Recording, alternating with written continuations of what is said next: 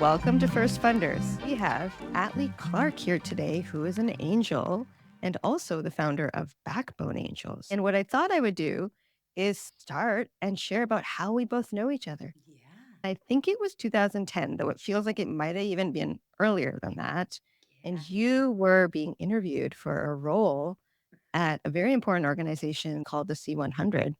I was collaborating with Chris Albinson, one of the founding members, to create an organization for Canadian founders, which is so near and dear to me because I'm a proud Canadian who migrated to the US in 2006 in a sort of one-way flight, no money, no job, no visa, no network, like really on my own. And so this idea of supporting high potential founders in the Bay Area with mentors, investors was so exciting. And then when I met you as someone who would lead it, we became best friends and collaborators and kept in touch over the years, even invested together. You invested in some of my SPVs as you got into angel investing. Yes. And so I consider you a dear friend, someone who's had a huge impact on the Canadian startup ecosystem and beyond. And so with that, as a dear friend and collaborator, welcome Atlee to the show. I'd love for you to introduce yourself and also share a bit about how you got into angel investing.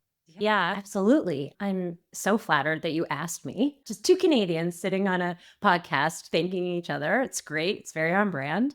So when you met me, and I will say you were one of the guides into the Silicon Valley that I had. And I'm so thankful for people like you and Deb Landa and Chris and Anthony Lee and all of those people who showed me the ropes because before I got on a one-way plane to San Francisco, I was doing my master's in US national security. I had a totally different life path that was based on a totally different idea of what I wanted to do. And somewhere in those 2 years in Washington, D.C., I was like, oh, this is cool, but it's not for me. It was a very expensive way to figure that out, but I'm glad I figured it out. And then I had an opportunity to get on a one-way flight to San Francisco. It was 2009. And I was like, okay, well, where does one do a complete 180 on their career? At the time, I was like, well, sounds like San Francisco would be cool. I have 1 year on a working visa. And also, I went to California for the first time a couple years before. And I was like, what is this place? I need to live here. Anyways, so go out, have like no experience in tech other than just, I don't know, being an early adopter of things. Like I was always a person who liked to tinker with the new things, but like no credibility whatsoever. And luckily got invited to a couple Canadians in tech thing through people I knew and just started meeting all of you, like all of these people who had the same story as you and me to a certain extent of like, hey, like, let's go where the thing is happening and find your people. And so I somehow convinced Chris and Anthony, who were venture capitalists, that I should be a person to run this organization. And I still remember them being like humming and hawing. And I was like, listen, guys, if I'm not good at this, you don't even have to fire me because I will be deported in approximately 8 months because that's when my visa runs out. And if I'm good, then we get me a visa.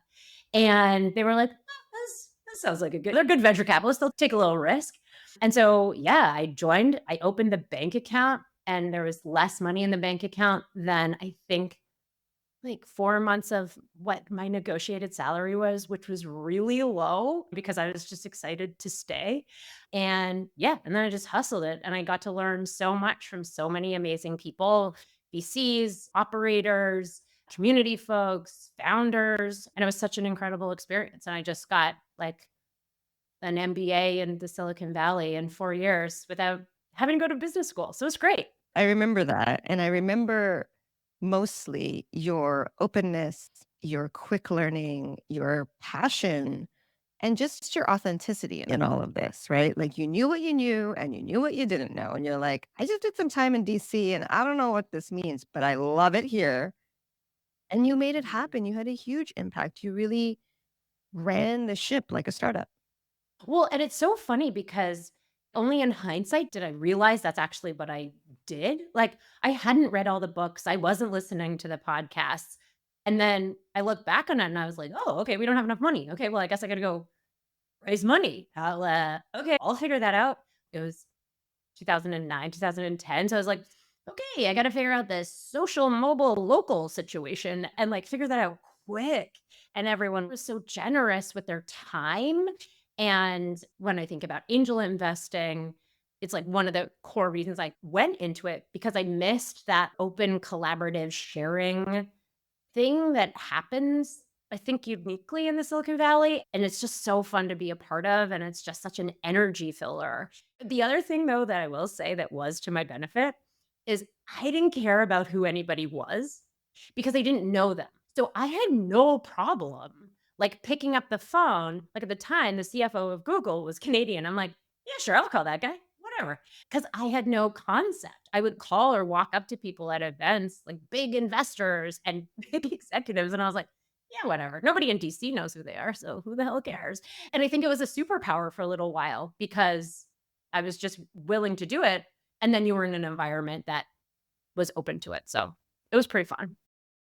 It was a fun time. You were a true builder. And from there, I'd love to hear then the journey of what happened for you after. And then what Yeah. took you to then, you sort of touched on it a little bit, that you missed sort of the energy give, that what led to that first check? Why did you start investing after operating for almost 10 years? Yeah. So it's again one of those hindsight things. One of the first events that we ever put on with the C100 once I joined was we brought four rising stars in Canadian technology. And I did that in air quotes, rising stars. And one of them was Tobi Luke, Mm. who was the founder and CEO of Shopify. So he was one of the first Canadian tech founders I actually ever met. They were raising their Series A. They were like 25 people, and he really stood out to me, even at that time. And then over my years at C100, he continued to be a person that I was fortunate to get to interact with and watch him grow his company. In that time, Harley Finkelstein had also joined Shopify, and he and I started working my role at C100, like bringing, I think you came on one of these trips, like bringing like Canadians from the Silicon Valley up to Canada for startup events to like fuel the startup vibe in Canada. And Harley and I put on a couple of those together. And so I got to know them really well over my time. And then eventually Harley called me and was like, "We want you to come and work for us all the time." And to be honest, at the time, I was like, I don't know if I want to go into a company, and if I do, I want it to be in Canada? Do I want it to be in the Bay? Like that was all sort of swirling through my head. But at the end of the day, I was like, you know what? I've met so many founders at this point, and Toby remains one that I think is unique and someone I'm willing to like sign up to work for. And so joined them. The day I signed on, Harley called me and I thought I was going to be like, "Yo, I'm so excited to work together." He calls me and I'm like, "Hey." And he's like, "We're IPOing in 10 months. I need you on a meeting in half an hour." And I was like, "What?" And then started my like whole new life, right? Like, talk about C100, I had no idea what I was doing. Like, "Hi, welcome to tech company about to IPO. I joined to run developer relations and the app ecosystem." And it was like a major part of the roadshow. And I was like, "Whoa, okay, crazy." Anyways, so fun, wild. I played a very bit role in it, but it was still like amazing to watch and be a part of. And then I spent the next 10 years at Shopify in all kinds of different roles, running app store, developer ecosystem, partner programs. I worked on our consumer facing app, Shop. And then a year ago, I was asked to come and join HR, which is a hard pivot for me, but it's been so fun and so interesting. We're doing so many cool things that is a whole other podcast. And somewhere in that journey, there was a group of us, women, senior leaders inside Shopify, who just started getting together. Shopify was like hyper growth, fastest growing company, over $1 billion ever. Like it's been a wild ride. And so there was a group of us that were just getting together just to be each other's like person, right? Like, "Hey, let's talk about what's going on. Hey, can I help you?" And it was also super fun. Like we just laughed all the time and just had a great time and really had lots of respect for each other's work. And then one night we're sitting there and someone is like, "Oh, I just met this company. Can you talk to them because they're having this problem and X, Y, and Z?" And then someone else was like, "Oh, I'm advising this company and I think they should meet you." And then we all sort of realized that in different ways, we were either investing or advising companies in startups in different ways, and that there was benefit to this group of people for those companies. Like collectively, we would be a net benefit potentially to certain founders. And then someone, of course, was like, should we just start investing together? And then started a really interesting discussion about like what that could look like and what that meant. And then I don't know exactly what happened. I think it was like International Women's Day was coming up. And so someone was like, we have a deadline. This is our deadline. I think it was Arthi Sharma, who is one of my favorite people and a killer angel investor and LP. And she was like, we're doing it. We're doing it. International Women's Day. She's also a brilliant marketer. So she was like, yeah, okay, this is what we're doing. And yeah, and made it happen in 2021. Yeah, I remember that launch because around that time and a few years prior, things like hashtag Angels had launched, which was a group of women out of Twitter who were angel investing together. Operator Angels launched, and I was so thrilled that you all came together and said, "Hey, both as Canadians, but also as Shopify execs, we're here to cut checks and we're working collectively, but we're investing individually." Yeah. And I thought that was just brilliant because angel investing can be so lonely and we all don't know everything. And so, to your point, if someone can help with this or diligence on that, you just become a smarter investor when you have collective brain power behind a deal. I love that. Yeah. Thank you. And so, for you personally, as you said, okay, I'm in on this thing called Backbone. We're creating it as what is it that saying? Oh, building the plane while flying it? Yeah. That, right? But that's like how you roll. So it Right. wasn't surprising. What was your why? You obviously had done a few investments prior to that, but like maybe generally speaking, like what's your purpose as an angel investor? So I think it's twofold. So one is that energy I was talking about. And like both of my purposes are like fairly selfish, but I think I don't see it as like a selfish choice in that I think both of those things come together to make it a net benefit for everybody involved. I'd like to think. But like for me, it was really two things. So one is like that energy fill. So Shopify is an amazing place to work. I get to work with incredible people. It's also a big company, right? Like I'm a company girl now, I guess. And so I was like, oh, I love like I miss that like that beginning phase where nobody knows anything and you're making like wild guesses. I'm very much a 0 to 1 person. And like that's even inside Shopify, that's where I get put. I'm not the optimizer. They're like, this thing is a mess or this thing has huge opportunity. And that's great. And I get a lot of fulfillment from that. But it is a big company. And so getting that like founder stories and talking to other investors and just like that mindage, you know? Like, even I remember you and I had a conversation when you were exploring a bunch of different things, and I'm like, you were just like, "Thank you so much for taking the time." I'm like, "Oh my god, no, this is so fun." Like, let's talk more about the future of things. It's like, it's just a fun thing to do. And then I think my relationships with the other women in Backbone is so important to me. And even in 2021, we knew that not everyone in that group was staying forever at the company. There's only 3 of us who still work there today. But we have this thing. We have a thing that we all get to work on together. Like we probably could do it socially, but we like each other because we like working together. And so it gives us a project. And that is just such a wonderful thing to be a part of, and I feel so fortunate to have that, and so that drives a lot of it. I hope people listening also get inspired to really think about coming together as a group with people who you love spending time with, but don't necessarily work with every day. And also, it's a non work relationship. And so it brings out different parts of you. And I hope people consider it because it's so good for the individuals involved, but equally awesome for the founders who get to access not just one angel, but many. Yeah. I think that's some of my favorite and most valuable things I've done for my founders has actually been introducing them to other people Yeah. in the group and being like, "I know exactly who you need to talk to about this." Yeah.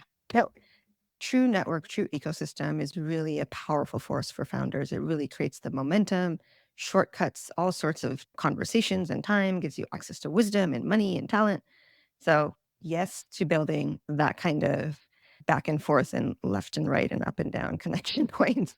So, let's shift our attention to that first investment. We've asked all our guests this question. Making that first investment often is like really memorable Mhm. and comes with a lot of lessons.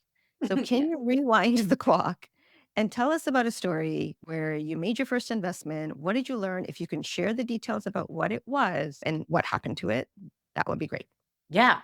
So I'll talk about the first investment actually that I made with Backbone because I think it was a really interesting lesson learned in investing in a group. So we were so excited to do this thing and we wanted to do it together. And there was power in that. And the check I wrote, it was like relatively small, but not insignificant. I think though it was very much driven by the collective versus would I still invest in that today on my own? And I'm not sure I would. Not because the company is a bad company. It's a great company. And the founders are so dedicated and they've made so many great pivots and like figuring it all out. It's called Bird and Bee and they're a fertility support Mhm. company, and they're great. But I don't think I had my own personal investment thesis down yet, and they probably wouldn't fit into it now. I'm a proud investor because, like, I think they're wonderful, and I think what they're doing is smart, and they're being it's a competitive landscape, but it's also such an important conversation around fertility and building great safe products in that space is something I believe in. Would I invest in a similar thing today? Probably not. It's almost like a thing goes up your you're like, I'm going to start writing checks. For me, at least, I was like, I got to write one soon because I just said that I am. It's a little bit of a weird identity thing. And I think there's so much, ugh, I don't know, ick around I'm an investor. And then you got to like prove yourself or something. I'm not sure. And that's probably 90% in my own head. But if you're thinking about angel investing, if you're the type of person like me who loves shiny things and wants to invest in literally every founder they meet, because like I've met like two terrible people who are founders, and I'm like, absolutely not. But like everyone else, you're like, oh my God, I want you so bad. Like you have to be discerning of how you're going to be helpful and then know that like you can wait. Like you can wait and that's okay too. And so yeah, I probably would have been a little bit more patient, but I'm still really proud of it as like our first backbone investment and the company's great. They're still doing really well. So I don't know. We'll see how it ends. Yeah. No, and I think what you're hitting on is, from what I know about you, you are someone who says what they're going to do and then does it. Mhm. And that's why it probably felt like, oh, I should invest quickly because I want to live up to this new role that I've taken on.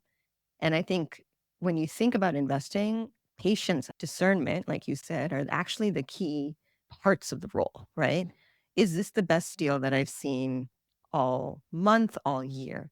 Is this something that I can evaluate that I can A, either be helpful in, like you said, or B, I'm discerning to be sort of like top 10 in terms of founder quality or idea? Yeah, absolutely. Patience is such an undervalued attribute for investors writ large. And I think that if you meet an investor who does have patience, know that they are unique among many. And listen, there's time for urgency too, but I think there's just like right time, right investor, right company. Yeah, so in terms of how I refine my investment thesis, which was really interesting when we started Backbone, the inbound was bananas.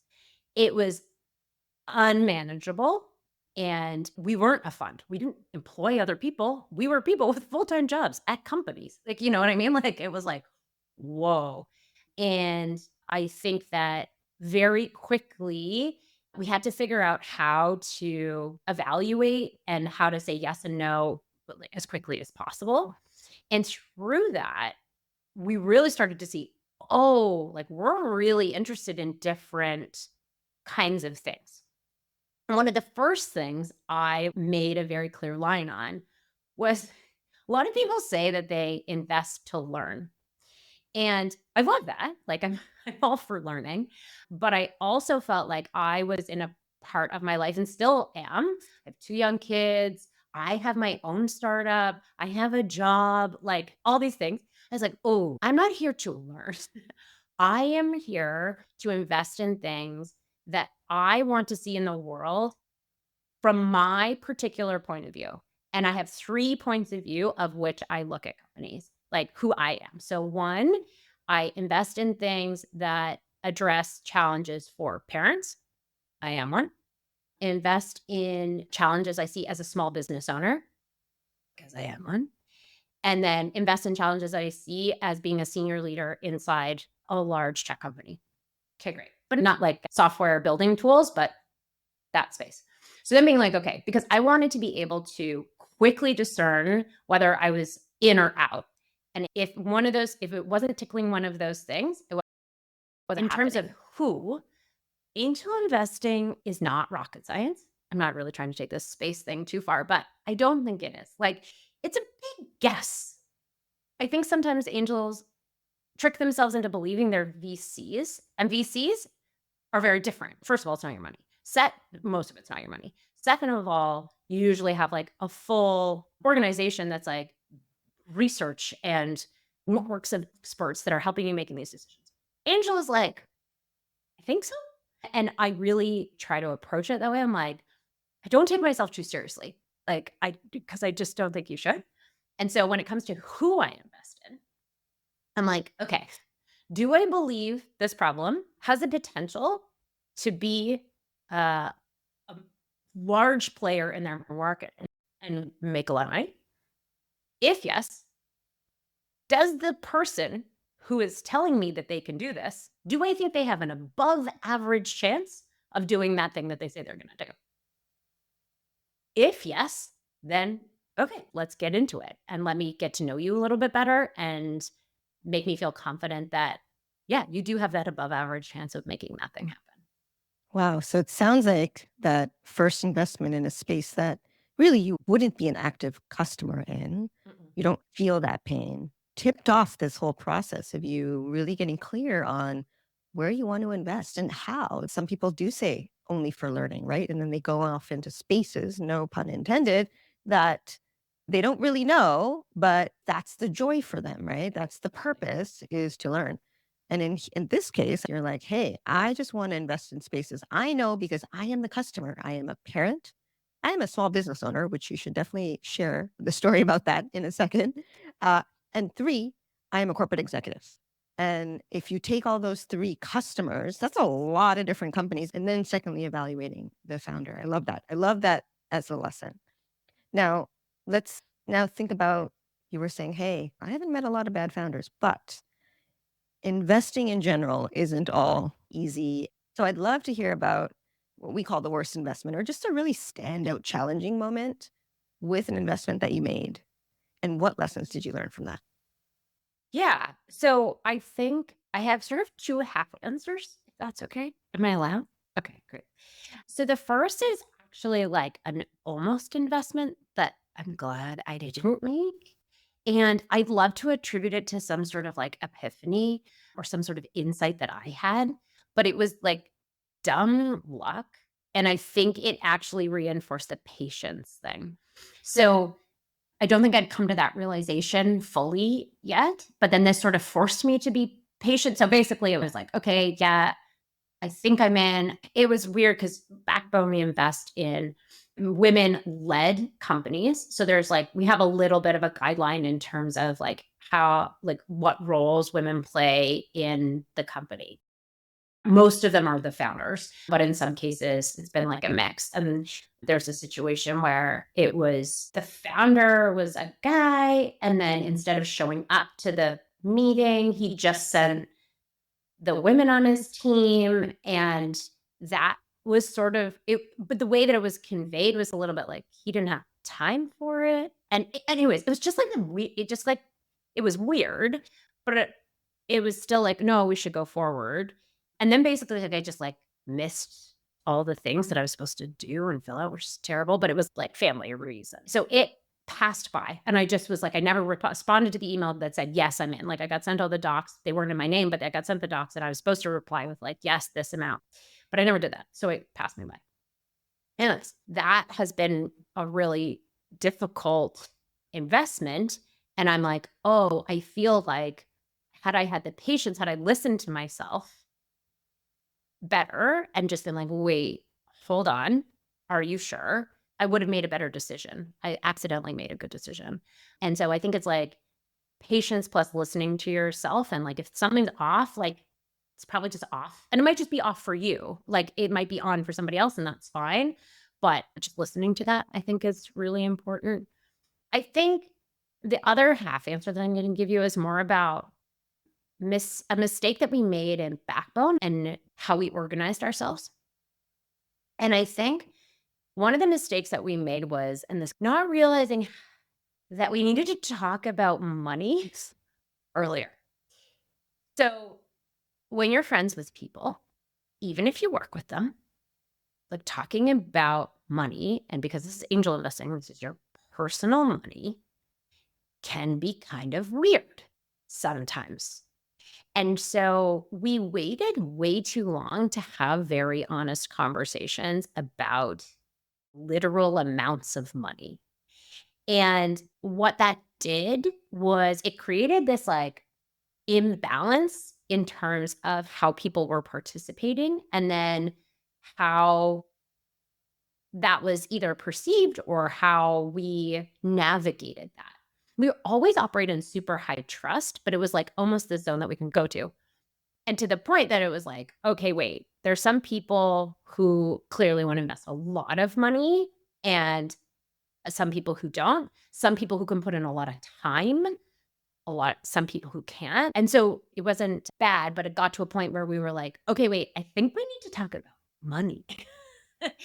And luckily, two of our partners, Marcy and Britt, just did a really good job of just doing that really gracefully and in a way that made us all feel super confident, no matter what your answer was, how you wanted to participate. And I think it was just a conversation that just should have happened way earlier. But now that it is, it's like, ugh, so much better.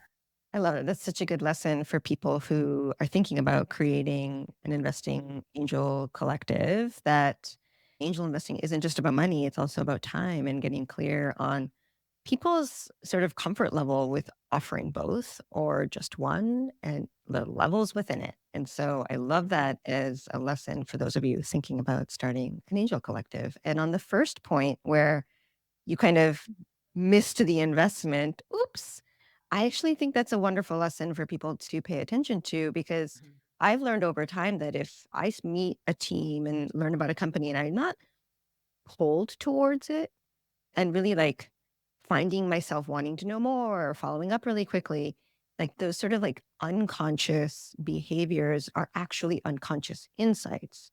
And because people like you and I, we've been in the industry for more than a decade, actually close to 20 years now working, we've learned so much that it's in our bodies in a way that we need to access. And so what we've talked about in other episodes is investors need to have independent thinking. And that's what you're talking about, is at the end of the day, like, am I tapping into myself? You're calling it patience, but am I tapping into myself and listening to the subconscious behaviors that I'm doing that are truly like unconscious insights about Mhm. the deal? Mhm. So I think there's so much wisdom in that. And we forget that we might be objectively analyzing things with a spreadsheet, but really a good portion of investing, whether it's an angel or a VC, does come from within. And it's also known as intuition. Yeah. And I think, especially if you're investing with other people, we have become very okay with someone being like, you know what? No. And that being the okay answer. Because sometimes people want you to have this really analytical or insightful reason why you're saying no. And sometimes you're just like, it's just not for me. There's some VCs that I know who write the most amazing rejection emails I've ever seen. Angela and Boris at Version One Ventures, I have seen some of them and they're so good. They spend so much time being really clear about their no. And I think as a VC, that can be an important thing to do. As an angel, it's okay if it just doesn't feel right and it doesn't make you or the company bad or good. It's just it is. And the best thing you can do is be like, you know what? This is not the right time for me. This is not the right company for me, and move on to the next one. Oh, I think you're hopefully releasing some pressure that angels might feel because we all acknowledge that plenty of you are doing this on the side. And Yes. so to have the time to truly deeply reflect, you might not have it. And I think to your point, the best thing you're going to do with the founder is just be quick and Just let them know. And your reason for no is good enough by saying this isn't for me. So I love that. it's the kindest thing you can do too, because like they're spending time, and for a founder, there's nothing more valuable. Yeah, there's nothing more valuable than time. Agreed. Let's talk about some rosy stories or a rosy story. Let's talk about your best investment so far, ideally one that has been realized, and give us some concreteness. What's the company? How long did things take? What were the multiples? Like, tell us about the investment you're most proud of. So I don't have any realized investments yet. Like I'm hoping. Okay, but the one thing I will say, my entire portfolio is still alive. There's been a couple bridge rounds, but like we're there. And so that's good. And a couple of them have had some really solid rounds. I think like I started investing in 2021, which if anybody listening to this is like, well, that was bad timing. I'm like, yeah, agreed. The last 3 years have been so weird. And I think there's some founders that just made some really good calls. Like there's one that I think about. Her name is Kathleen Chan. It's a company called Calico, and they're in the manufacturing space. Basically, they create a bridge between small businesses and manufacturers. And as a small business, I was like, yes, like tell me more about this. This is so interesting. And she's taken a couple of different angles. But when I invest in that company, her and I had this conversation, and she's like, you know what? I have 19 months of runway. And she's like, I'm kind of getting pressure. That's too much runway. This was like right, like it was, things were still good at this time. And like, man, in hindsight, we're brilliant. Like, and she said in that call, she was like, getting some pressure that I'm like not burning fast enough. She's like, this is right for me and my company. And that's what you got to do. You are the founder and CEO here. And if you think that's the right thing to do right now, then like you need to do that. And she did. And right now, we look back on that and it was like the smartest thing she could have done. And she has this amazing growing business. And so I'm proud of the resilience of some of these portfolio companies through this time.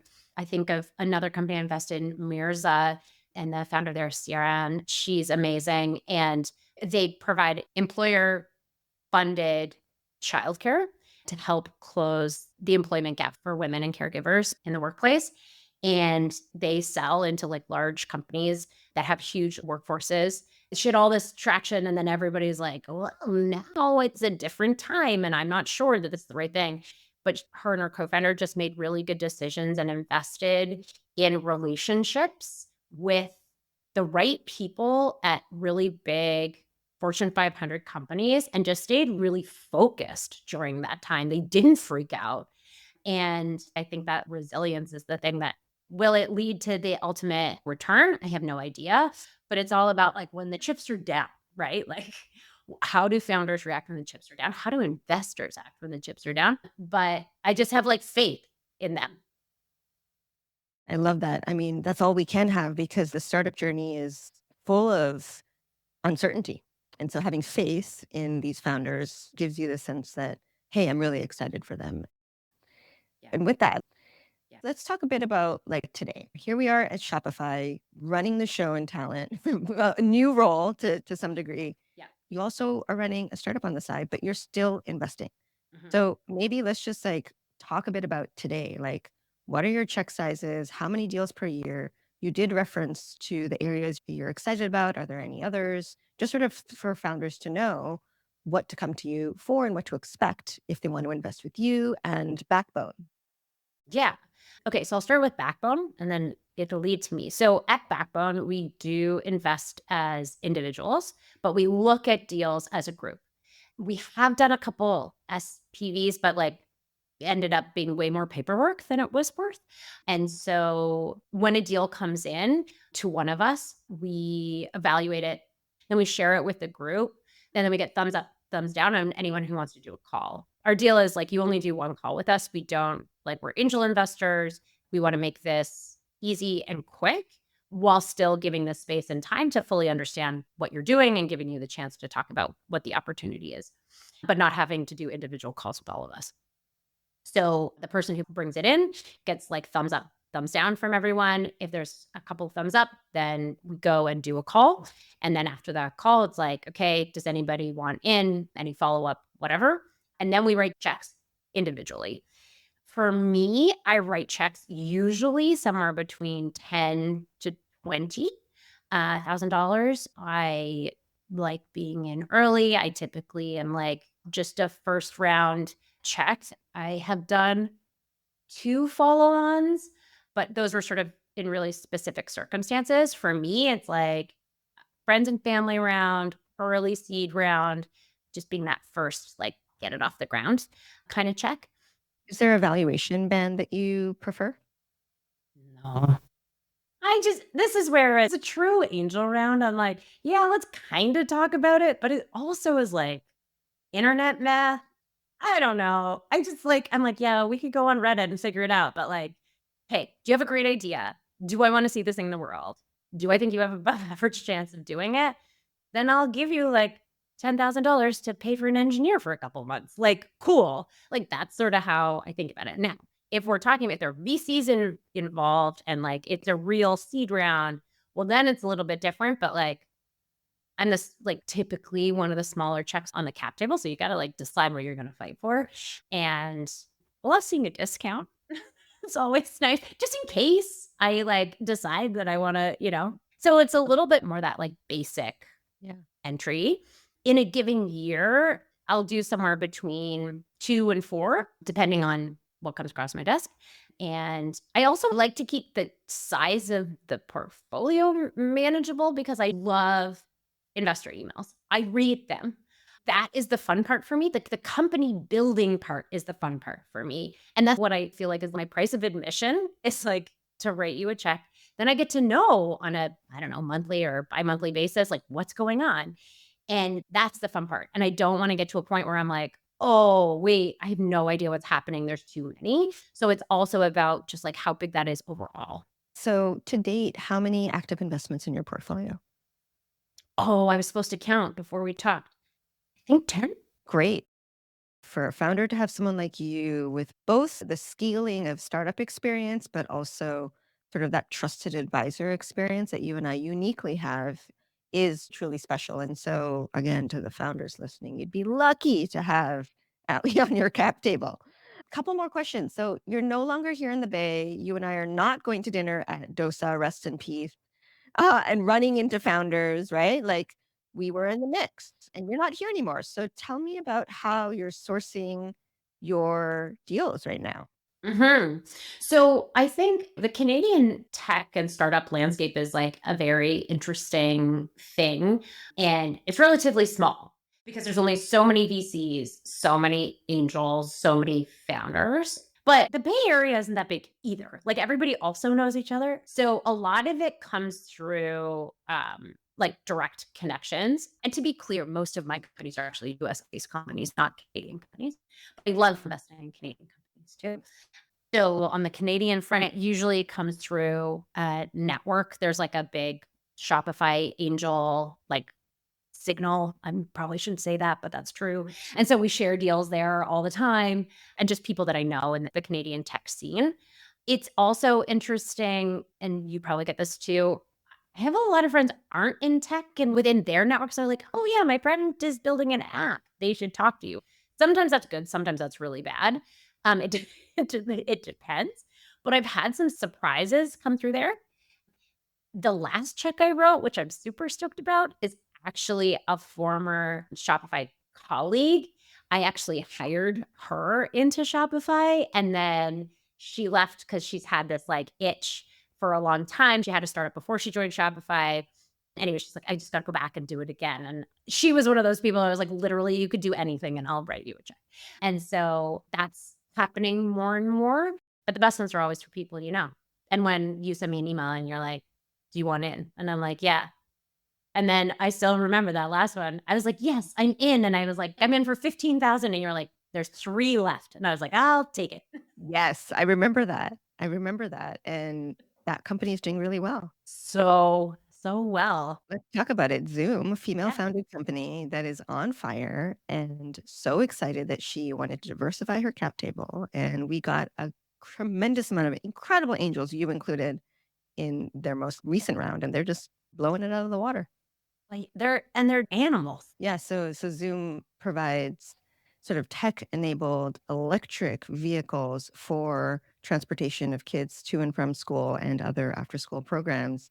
And by the way, that founder started her company after attending one of the first Women 2.0 events that we hosted at Stanford, left the conference Really? and said, "I need to start a company." Stop. I didn't know that part. Yeah. Oh my gosh. That's so cool. Yeah, we're thrilled to be on a ride, and actually this brings up that investment we did together through an SPV was a Series C. I felt very fancy investing in a C round, even though it's only $3,000. Right? No, no, so let's talk about that, right? So Yeah, here you are, yeah. angel investor, usually putting money in pre-seed and seed, and I present you with a deal at a much later stage and valuation. How do you think about that as an angel investor? Is that something you believe in doing, want to do more of, don't believe in doing? Like as a philosophy, like where do you stand on angel investors coming in much later stage? I'm not sure if I have a philosophy about it. I think the philosophy is still rooted in like supporting great founders, investing with your community, which like you are part of mine. And so I was like, no, I really want to do something. And you would send me other things that I had passed on. And so, because I learned how to be patient, look at me growing. But then I saw something and I was like, why do I keep thinking about this? And then I was like, whatever. It's an opportunity and it checks other boxes. And I probably wouldn't seek it out in and of itself, but I wouldn't ever say no to it again. What you're sharing here is truly being driven by feeling, My really like, intuition how do I and feel about this deal? Because I want to see things in the world, like you said, and this was something you wanted to see in the world. Okay. Other than doing more investments, Mhm. so besides reps, how do you get better at investing? I think the best thing you can do is talk to other investors. And I say that over founders because I do really believe in respecting and protecting founder time. And I think if you're an investor, if you're not serious about someone's company and investing in them, then it's like you waste their time working on their thing. So I avoid that if it's completely selfish. If I can offer them something, then great, cool. But otherwise, talk to other investors. Not necessarily because you're going to learn to invest better, but every single time I talk to an investor, I learn a different way that people look at investing. And I think it's good to remember that everyone has a little bit of a different take on it. And my own take is just as valid as anybody else's. It gives me the confidence to say no as much as it does to say yes. Yes. The end of the day, it's the independent thinking that's really important, both as an angel and a VC, because ultimately that'll lead to you realizing alpha in your own personal way. Okay, so let's say as an angel investor in 10 years, Atlee Clark is on the Midas list. What got you there? I don't know if I don't be foresee I invest in things that I think are gonna make money, to be very clear. I also know that it probably won't, and I have to be okay with that when I write the check. But I don't just, like, invest in something because like, it feels good. I invest in because it feels good, and I think it's gonna make money. But I don't foresee me changing that into, like, being a full-time angel investor. I think that that would take the joy out of it a little bit. Being a VC would be something different, but, like, that's not where I'm at right now, and so that's a little bit different. So I just don't know if it's, like I don't know if it's an aspiration. So it's hard to be No. like, "Oh, what got me there?" And I'd be like, "I made a mistake. I'm not sure." I think, again, you're highlighting that for angel investors, this is something we're doing for other reasons. Mhm. It's the other reasons for which you, okay, become an angel investor. You're reinforcing that. Okay, speed round. Okay, You ready? I think so. Who is another first funder you admire? My other backbone partners, obviously, and Charles Hudson. I love it. He's also invested in a lot of Canadians and had spent the time to get to know the ecosystem. And so let's give a shout out to Charles for that. What is a book or piece of media that has had a major impact on how you're investing today? Um, How I Built This by Guy Raz. RIP, because they stopped making them in like 2022. But I'm like a big Guy Raz fan. If you're a parent and your kid's into science, Wow in the World is the best podcast of all time that features Guy Raz. And so I still have Guy Raz in my life, which makes me feel better. But what I loved about that podcast, and I go back to it sometimes, is the way he asks questions.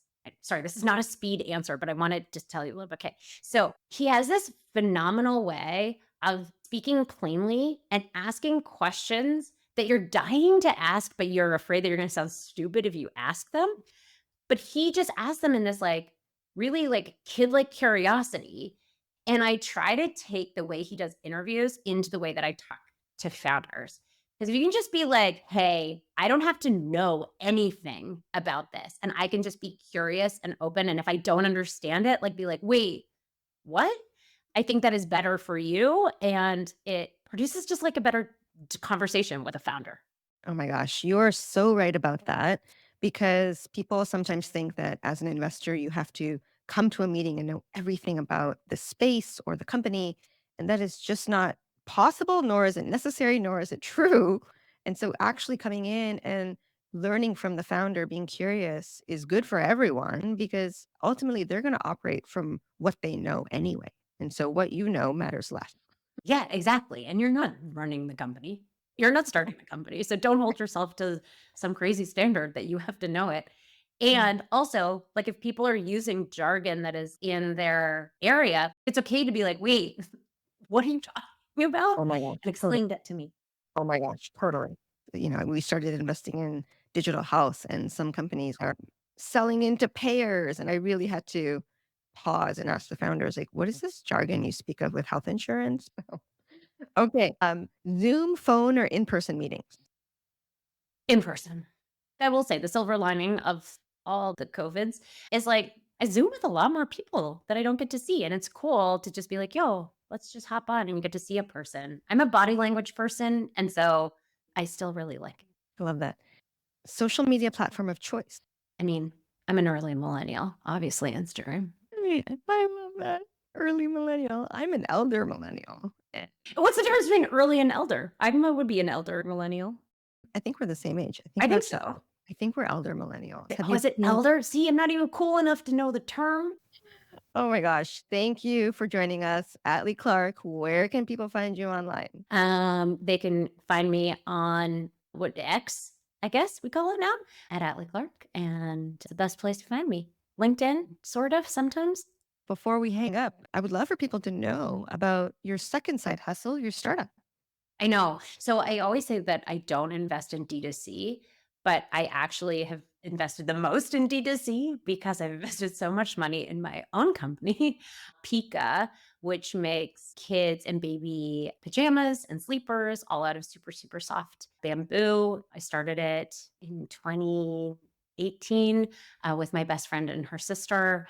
I always say they tricked me into doing it, and it's the best trick I've ever been tricked into. And it's so fun. It scratches a different itch. I get to use Shopify every day. So I'm like the worst because I like just go into people's Slacks. I'm like, hello, checkout team.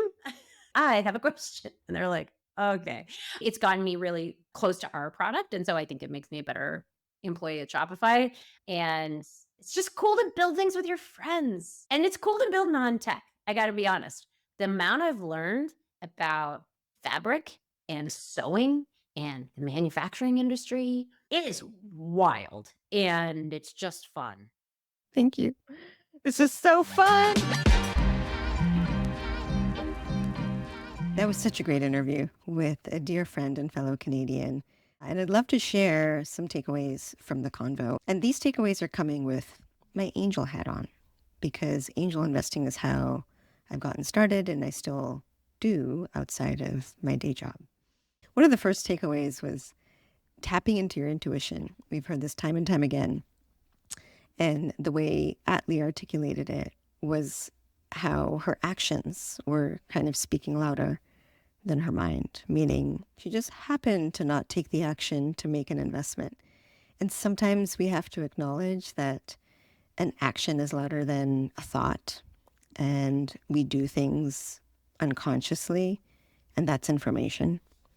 And as an angel, when you're busy, you have a day job or you have other commitments, and this is not your full time job, taking the time to acknowledge that you have years of experience that are speaking to you in other ways.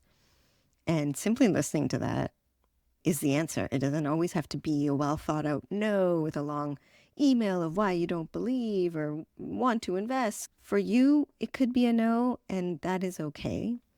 And so I think it's important that the reason for no doesn't matter. This is your side hustle. Follow your intuition. Another takeaway that's a great one to remember is just be patient. And I wanted to build on that thought. More recently, I acknowledged that I hadn't seen a deal that I wanted to move on in a month or two. And I started to feel bad that I hadn't made an investment. And when speaking with Atlee, I was reminded of something called, it's not well named, it's called the secretary problem, which helps you make decisions. The theory is that if you've seen 1/3 of the best possible options, once you think the next one you see is better than the first third, it's time to make a decision. I need to ask the question, is this the best deal that I've seen in some amount of time? Which is sort of speaking to that secretary problem thinking. Is this the best deal I've seen in the last 1, 2, or 3 weeks, months, or whatever time frame makes sense? Because if not, stay patient. Another takeaway, especially for angel investors, was highlighted again. We saw this with Rachel, we saw this with Eric, that everyone as an angel who's investing their personal money is really doing it from their own personal reasons. Rachel talked about being supportive to founders. That's what she cared about most, was community. Eric talked about learning. And for Atlee, she was very clear. No, I'm not trying to learn. I want to invest in founders, in companies that I want to see in the world, in areas that I understand and I live in. And that's it. I'm not trying to learn. And so everybody's reasons are different. And I think as an angel investor, really tapping into what is unique for you and why you want to invest is super important.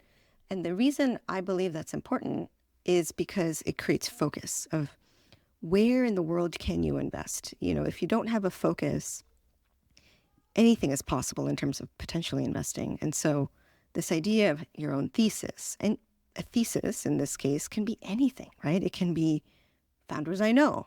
It could be immigrant founders. It could be spaces you've worked in. Just having a belief about things that you want to invest in drives focus. And it reminds me of what Eric had said, like, be known for something. So first defining why you want to invest, and then become known for that so that you attract the kind of deal flow you want to invest in. And I think being a generalist angel, yes, on average could be great, but you have to do a lot of deals. And it's a lot of decision fatigue. Is this the best AI video editing tool that I've seen? What unique advantage do you have in assessing those types of deals, or what unique help can you provide? Having some sort of focus or thesis as an angel will just really help both with deciding quickly if this is a yes or a no, meaning yes, I even want to dig into it, or no, this is not what I want to focus on. And two, it'll help with the deal flow flywheel of deals coming to you that either matter to you or you can uniquely support. For me, I would say in the beginning, my thesis was around investing in founders I knew, because I felt like I had asymmetrical information on them and I had seen them over the years. And so I said, I'm just going to invest in founders I know. And then I broadened that as I started doing more investing to spaces I knew. So while I was investing at Nike, I looked into areas in wellness, sustainability, and commerce. I am in similar themes today through Cake, and I find that just having that focus is really great for me, so that I can just quickly say, yeah, no, I'm not going to invest in the AI editing tool for video. And so it allows me to say no to deals so that I can keep focusing and building expertise in the areas that I want to invest in. Another takeaway. So for angels, especially when getting started, this idea of being in community.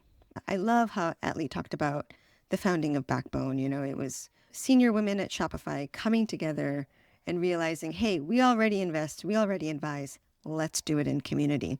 Let's help each other's portfolio companies. Let's source collectively, but let's decide independently.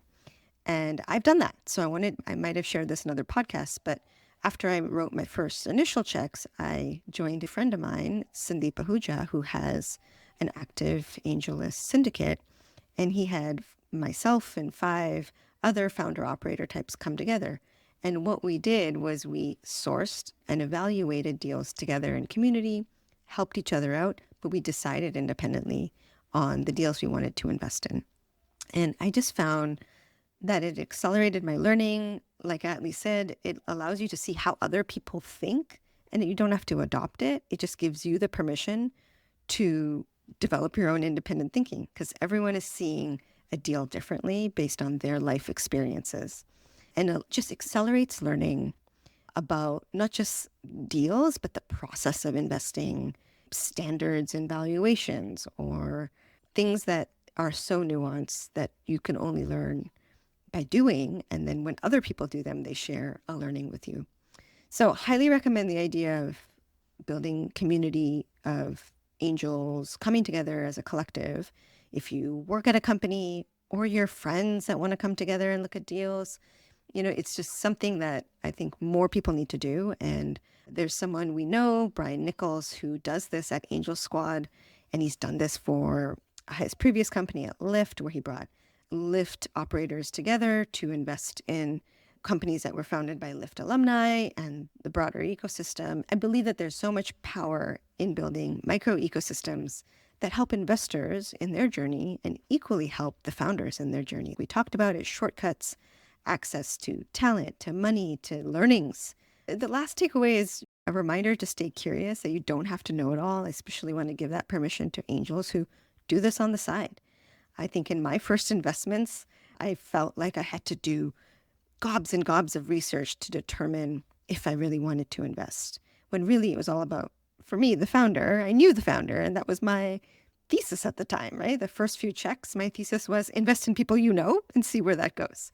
And I found myself going down rabbit holes, and I didn't have time for that, and realized I'm going to learn from the founders. So flipping the tables and staying curious and learning from them is a mindset. I'm not saying you don't do your research. I say really just stay curious and allow the founders' vision and perspectives to also inform if you want to invest. Because when you stay curious, you learn how other people think, and that's what you want. You can do all the research, but ultimately how someone thinks and how someone acts is really what you're trying to assess, and then determine if you believe that that will lead to an outsized outcome. I hope this was helpful.